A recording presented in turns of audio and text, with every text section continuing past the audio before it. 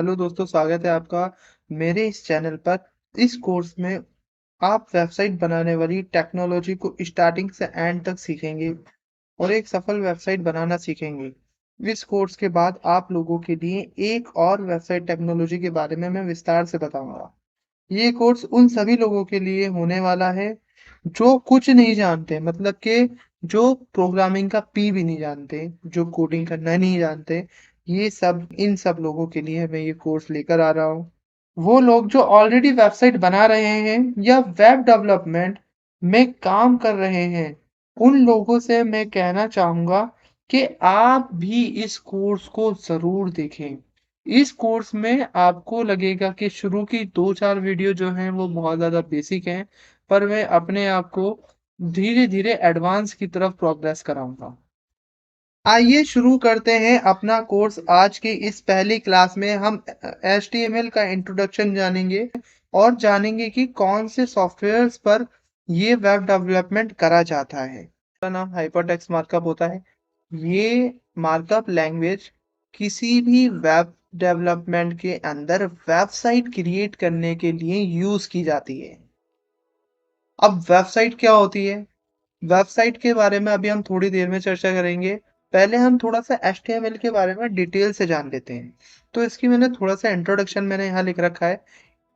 HTML, it was first proposed in 1989 by Tim Berners Lee. 1989 में आपने सुना होगा कि 1993 में ये लॉन्च हुआ था, पर इसका प्रपोजल कब लाया गया था? तो टीम बर्नर्ली ने इसका फर्स्ट प्रपोजल 1989 में दिया था, जो कि the European organisation for nuclear research में काम करते थे। और जब HTML पहली बार लॉन्च हुआ, वो भी टीम बर्नर्ली ने करा था 1993 में। और इसके अंदर कुछ बेसिक सी चीज़ें थी, जैसे पैराग्राफ टैग, लिंक टैग, इस तरीके के हेडिंग्स टैग और simple colouring tag, font style वगैरह। ये जो नॉर्मल चीज़ें थी ना, वो आपके बेसिक HTML के अंदर थी। अब ये सब चीज़ें होती क्या है, हम डिटेल में अपनी आने वाली वीडियोस में इनके ऊपर चर्चा करेंगे। नेक्स्ट जब इसका वर्जन आया HTML 2.0 1995 में आया।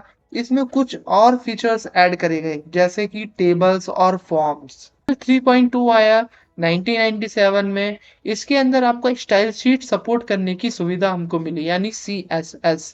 अब CSS क्या होती है? CSS हमारी कास्केडिंग स्टाइल शीट होती है। मैं एक छोटी सी हिंट मैं दे देता हूँ, इसके बारे में मैं अभी नहीं पढ़ा रहा।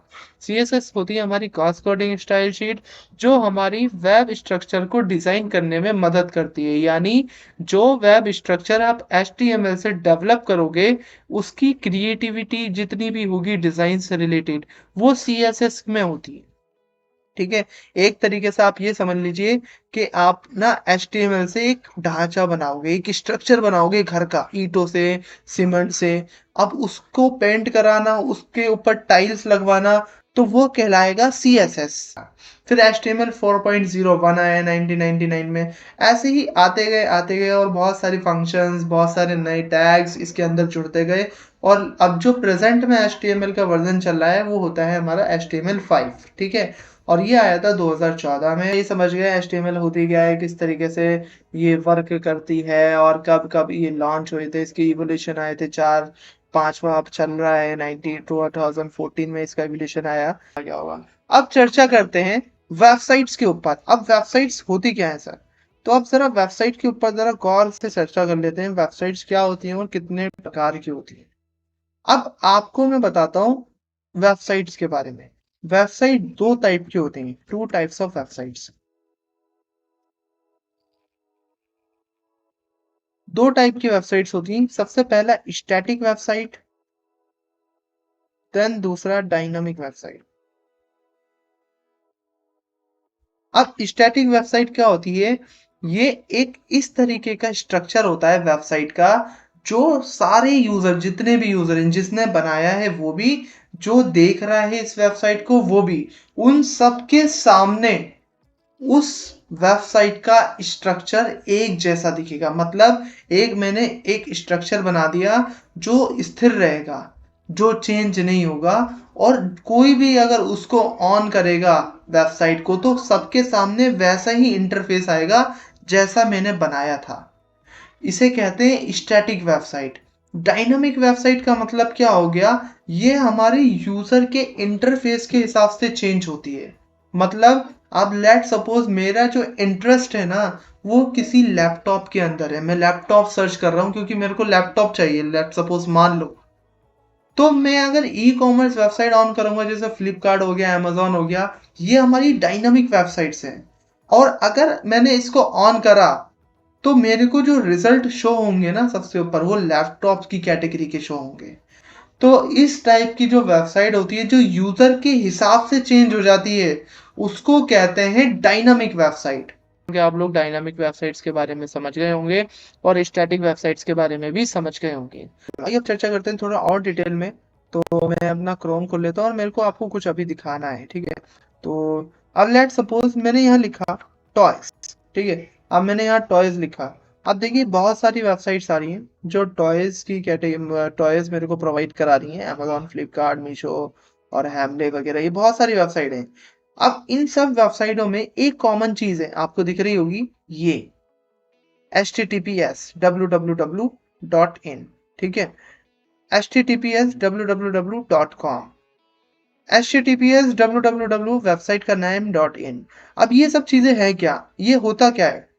ये हर वेबसाइट के आगे होगा, ये स्टैटिक वेबसाइट के आगे भी होगा, ये डायनामिक वेबसाइट में भी होगा। पीछे किसी भी वेबसाइट पे आप देख लो, हर किसी पे ही होगा HTTPS वेबसाइट का नाम प्लस उसका नेम, ठीक है? HTTPS वेबसाइट का नाम प्लस एक्सटेंशन, HTTPS वेबसाइट का नाम प्लस एक्सटेंशन, ठीक है? तो ये हर वेबसाइट पे आपको मिलेगा। अब ये होता क्या है? तो अब थोड़ा इस पे चर्चा करते हैं। देखिए, सबसे पहले हमने जाना अभी HTML होता क्या है, HTML की इवोल्यूशन हमने जाने। हमने ये जाना कि टाइप्स ऑफ वेबसाइट्स कितनी होती है, 2 टाइप की वेबसाइट होती हैं, स्टैटिक वेबसाइट और डायनामिक वेबसाइट। अब हम जानते हैं कि ये क्या भला है? HTTPS और www.websitename.com। अब ये क्या होता है सर? तो थोड़ा इसको डिटेल में जानते हैं, अब ये होता क्या है? सर सबसे पहले आप ये देखिएगा कि अब हम इस चीज को 2 भागों में डिवाइड कर लेते हैं, ठीक है? अब मैंने इसको 2 भागों में डिवाइड कर दिया। सबसे पहले हम जानेंगे कि ये भाग होता क्या है, ठीक है? तो अब इसका जो HTTPS का मतलब होता है वो क्या होता है, सबसे पहले हम देख लेते हैं और मैं इनकी फुल फॉर्म लिख देता हूँ। HTTPS, इसकी जो फुल फॉर्म होती है हाइपर टेक्स्ट। अब सबसे पहले हम जानते हैं HTTPS के बारे में। HTTPS का जो मीनिंग होता है वो होता है हाइपर टेक्स्ट ट्रांसफर प्रोटोकॉल। अब मैंने ये जो आपको यहाँ पर सामने लिखा है, मैंने इसको 2 भागों में डिवाइड कर दिया। एक भाग मैंने अलग कर दिया है जो जिस भाग में हमारा https://www, और एक भाग में हमने वेबसाइट नेम .com कर दिया है। सबसे पहले आपको HTTPS दिख रहा होगा। HTTPS का मतलब होता है hyper text transfer protocol secure. ये होता क्या है? ये आपकी वेबसाइट का जो संचार है उसको करने में मदद करता है। एक जगह से दूसरी जगह डेटा को ट्रांसफर करने में ये हेल्प करता है और आपके वेबसाइट की सिक्योरिटी आपको प्रोवाइड करता है, ठीक है? अब ये मिलता कैसे है? देखिए, जब आप एक वेबसाइट डेवलप करोगे ना, तो आपको 2 चीज़ की ज़रूरत होती है। एक तो आपका होता क्या है, होस्टिंग, ठीक है? और एक आपका होता है डोमेन। अब ये हम थोड़ा-सा डिटेल में इनके बारे में समझेंगे होते क्या है। सबसे पहले होस्टिंग की बात करते हैं। अब लेट्स सपोज़ मैंने एक वेबसाइट डेवलप करी और उसका जो स्पेस आया 1 जीबी का आया। अब मैं उसको लाइव करने वाला हूँ। लाइव करने का मतलब होता है मैं अपनी वेबसाइट को एक लाइव सर्वर पर डालूँगा, जिससे क्या होगा, मेरी वेबसाइट ग्लोबली शो होगी। वो लाइव सर्वर मेरे को परचेज़ करना पड़ता है। अब क्या होता है, देखिए मैं एक एग्ज़ाम्पल से आपको समझाता हूँ। जैसे मैं एक किराए पे कमरा लेना चाहता हूँ, तो एक मकान मालिक के पास मैं गया, मैंने बोला, भैया मेरे को एक किराए पे कमरा चाहिए। तो उन्होंने बोला मिल जाएगा, 2500 रुपये महीना होगा इसका। मैंने किया ठीक है, और मैं वहाँ पर रहने लगा। अब वो जो कमरा है वो मैंने उससे खरीदा नहीं, मैंने उससे वो किराए पर लिया। तो ऐसे ही क्या होता है, जो बड़ी-बड़ी कंपनियाँ होती हैं उनके पास बड़े-बड़े सर्वर्स होते हैं, जिसमें से थोड़ा-सा स्पेस हम उनसे परचेज़ करते हैं और उनको सालाना या फिर मंथली उनके जो एक तरीके से रेंट आप कह सकते हो, वो हम उनको प्रोवाइड कराते हैं, तो उसको देते रहोगे। तो ये भी हमारा क्या है, ये हमारी होस्टिंग है जो हमने ऑनलाइन रहने के लिए परचेज करी है। अगर आप पे पैसे हैं अच्छे खासे, आप कॉस्ट खर्च कर सकते हो, तो आप अपना एक सर्वर भी रख सकते हो बैकएंड में, जिससे क्या होगा कि आप उससे बहुत सारी मल्टीपल वेबसाइट्स बना सकते हो और चला सकते हो। तो ये हमारी होस्टिंग होती है, हमें होस्टिंग परचेज करनी ही होती है अपनी वेबसाइट को लाइव करने के लिए, ग्लोबली उतारने के लिए। ये www जब ही लगता है जब आप एक होस्टिंग को परचेज कर लेते हो, तो इसका मतलब होता है कि आपकी जो वेबसाइट है वो वर्ल्ड वाइड वेब में है। वेबसाइट रशिया में बैठा व्यक्ति भी सर्च करके देख सकता है, विजिबल कर सकता है। दूसरा जो पार्ट है मेरा वो है डोमेन का। अब डोमेन आपका होता क्या है, सबसे पहले उसके बारे में समझते हैं। डोमेन दो तरीके के होते हैं, दो टाइप के डोमेन होते हैं, मैं यहाँ लिख देता हूँ। Two types of domain, two types of domain. सबसे पहला जो डोमेन होता है आपका वो होते हैं टीएलडी डोमेन, टीएलडी डोमेन। अब टीएलडी डोमेन क्या होते हैं और दूसरे होते हैं सीसीटीएलडी डोमेन। अब इनके बारे में हम थोड़ा सा चर्चा करते हैं विस्तृत रूप से। यहाँ पर हम आते हैं। अब टीएलडी डोमेन जो होते हैं इनको हम कहते हैं top level domain, top level domain. और नीचे जो हमारे सीसीटीएलडी डोमेन है उनको हम कहते हैं country code top level domain, country code top level domain,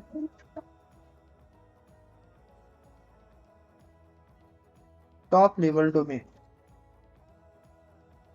CC, अब टॉप लेवल डोमेन जो होते हैं उनमें क्या होता है कि आपके ये जो डोमेन होते हैं ना वो यूनिवर्सली रैंक करते हैं। रैंक का मतलब अभी हम वेब डेवलपमेंट कर रहे हैं, जब आप इन वेबसाइट को बना लेते हो ना, फिर बात आती है इन वेबसाइट्स को रैंक करने की। तो रैंक करने के लिए आपको क्या करना पड़ता है, डिटेल टारगेटिंग करनी पड़ती है। वो क्या होती है, वो डिजिटल मार्केटिंग का एक टॉपिक है। जब मैं डिजिटल मार्केटिंग का कोर्स लॉन्च करूंगा, मैं उसको पूरे अच्छे तरीके से आपको एक्सप्लेन करके बताऊंगा होती क्या है, और सारी स्ट्रेटेजी बताऊंगा डिजिटल मार्केटिंग के बारे में। तो अभी हम सिंपल ये समझते हैं, जो टीएलडी डोमेन होते हैं वो हमारे यूनिवर्सली डोमेन होते हैं और हमारी वेबसाइट को ग्लोबली रैंक करने में मदद करते हैं। हमारी वेबसाइट ग्लोबली रैंक का मतलब क्या होता है, लेट सपोज मैंने यहाँ पर अभी एक वेबसाइट बनाई जिसका नाम है toyshub.com, ठीक है। अब ये जो .com है वो आपका एक टीएलडी डोमेन है, मतलब टॉप लेवल डोमेन है। ऐसे ही और भी डोमेन आते हैं, जैसे .org आपका आता है, .org, .edu,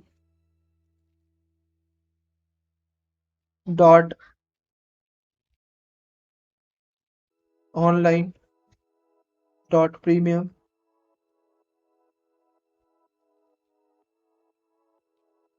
और भी आते हैं। अब देखिए मैंने कुछ यहाँ पर कैटेगरी लिखी है डोमेन्स की, .com, .org, .premium। तो डॉट टॉप लेवल डोमेन में जो आते हैं आपके .com, .org, .edu, .premium आता है। .ccTLD डोमेन में क्या आता है, डॉट TLD डोमेन्स में आपका क्या क्या आती है टॉप लेवल डोमेन में, .com, .org, .edu, .premium। Then CCTLD domain में क्या क्या चीजें आती हैं, .in आता है, .co.in आता है, .corporation, .india, .uk मतलब यूनाइटेड किंगडम, .pk मतलब पाकिस्तान, ठीक है। .pk मतलब पाकिस्तान। तो ये हमारे कंट्री वाइज टारगेटिंग करते हैं किसी वेबसाइट की, और जो आपके टॉप लेवल डोमेन होते हैं वो यूनिवर्सली टारगेटिंग करते हैं, बस आप इतना समझिएगा। टीएलडी डोमेन और टॉप लेवल डोमेन आप समझ गए होंगे क्या होता है। अभी मैंने आपको दिखाया सर्च रिजल्ट में, देखिए ये सारे डोमेन्स आ रहे हैं, ठीक है, ये डोमेन्स आ रहे हैं सारे। अब यहाँ पर आपको .com, .org दिख रहा है, यहाँ पर क्या पीके या फिर यूके दिख रहे हैं आपको, डोमेन नहीं दिख रहे, क्योंकि हमारे कंट्री वाइज रैंक कर रहे हैं, ठीक है। कि अभी यहाँ पर जो हमारे कंट्री में दिखेंगे वो .in, .co.in इस टाइप में दिखेंगे। अगर आप हाँ लिखोगे .uk, .pk अपने वेबसाइट के नेम के आगे तो वो शो होंगे, अदरवाइज वो शो नहीं होंगे। और टॉप लेवल डोमेन जो होते हैं वो यूनिवर्सली काम करते हैं सर, मतलब कि वो आपका वर्ल्ड वाइड वेब में काम करते हैं, वो हर कंट्री में दिखते हैं, ठीक है। तो आप समझ गए होंगे कि डोमेन्स क्या होते हैं। अब मैंने आपको होस्टिंग भी बताई और मैंने आपको डोमेन भी बताया। जब हम होस्टिंग और डोमेन दोनों ही चीजें परचेज कर लेते हैं तो एक हमारा यहाँ पर एक यूआरएल बन जाता है। इस यूआरएल ये होता है हमारा इस पूरे को हम कहते हैं यूआरएल। यूआरएल का जो मीन्स होता है वो होता है हमारा uniform resource locator. Uniform resource locator locator uniform resource locator हमारी वेबसाइट का वेब एड्रेस होता है। यानी ये जो आपका पूरा वेब एड्रेस है, ये जो होता है आपका वेब एड्रेस, जो आप लाइव होस्टिंग और डोमेन खरीद कर परचेज करते हो, इसको हम कहते हैं हमारी वेबसाइट का वेब एड्रेस। अगर इस वेबसाइट का वेब एड्रेस कोई एज इट इज उठाकर गूगल के यूआरएल बॉक्स में डालेगा, तो उसकी वेबसाइट डायरेक्ट ऑन होगी, ना कि सर्च रिजल्ट दिखेगा। मतलब अगर आपने ये पूरा रिजल्ट उठाकर यूआरएल के अंदर डाला, देखिए दो बार होते हैं गूगल के पास, एक तो यूआरएल बार होता है ये वाला ऊपर वाला, और एक नीचे ये सर्च बार होता है। सर्च बार में अगर आप यूआरएल डालोगे तो क्या होगा, वो सर्चिंग करके दिखाएगा, सिर्फ यहाँ पर रिजल्ट दिखा देगा आपको। और यूआरएल बार में आप डिटेल डालोगे, अब जैसे मैं डालता हूँ www.indiawebserver India web server .co.in। अब ये मेरा यूआरएल है। अब मैंने जैसे यहाँ एंटर करा तो ये डायरेक्ट मेरी वेबसाइट को ऑन करेगा। अगर तो समझ में आया। अब देखिए मैं सर्च बार पर आपको दिखाता हूँ यूआरएल डाल के। तो सबसे पहले मैं यहाँ डालता हूँ www dot India post government .in। ये एक यूआरएल है, मैं इसको डालता हूँ, एंटर करता हूँ। तो देखिए यहाँ पर हमारा क्या रिजल्ट दिख रहा है, यहाँ पर हमें सिर्फ आपके सर्च दिख रहे हैं। आप भैया यहाँ पर सर्च करके इसको यहाँ से ऑन कर सकते हो। ये होती है हमारी सर्चिंग, हमने सर्च करा है उस यूआरएल को। बट ये जो यूआरएल बार आपको दिख रहा है ना, ये बना ही वेब एड्रेस के लिए होता है। अगर यहाँ पर आप वो चीज़ डालोगे तो वो डायरेक्ट आपको क्या करेगा, उस वेबसाइट की लोकेशन पर, उस वेबसाइट के वेब एड्रेस पर पहुंचा देगा। तो उम्मीद है आप ये समझ गए होंगे कि यूआरएल होता क्या है। यूनिफॉर्म रिसोर्स लोकेटर हमारी वेबसाइट का वेब एड्रेस होता है, जो हमारी वेबसाइट का एड्रेस लोकेशन बताता है और वहां तक यूजर्स को पहुंचाता है। अभी तक मैंने जितनी भी चीज़ें आपको बताई हैं, मैं उनके नोट्स डिस्क्रिप्शन बॉक्स में प्रोवाइड कर दूंगा। आज की आपको चीज़ें समझ में आ गई होंगी, जितनी भी मैंने चीज़ें आपको पढ़ाई हैं। एचटीएमएल का introduction, types of websites, URL, hypertext transfer protocol, secure, 2 types of domain, ये सारी चीज़ें जितनी भी मैंने पढ़ाई है, उम्मीद है हो सकता है कि आपको आती हूँ। बट कोई नहीं, मैंने आपसे वादा करा है कि मैं बेसिक से स्टार्ट करूंगा और एडवांस तक लेकर जाऊंगा इस कोर्स को। तो थोड़ा सा पेशेंस बनाकर रखें, ठीक है, जल्दबाजी ना करें कभी भी। तो मैं इसको थोड़ा धीरे धीरे कर कर आपका मॉडरेट लेवल से बिगिनर लेवल से एडवांस लेवल तक लेकर जाऊंगा। तो चलिए अब मिलते हैं नेक्स्ट ट्यूटोरियल में। धन्यवाद।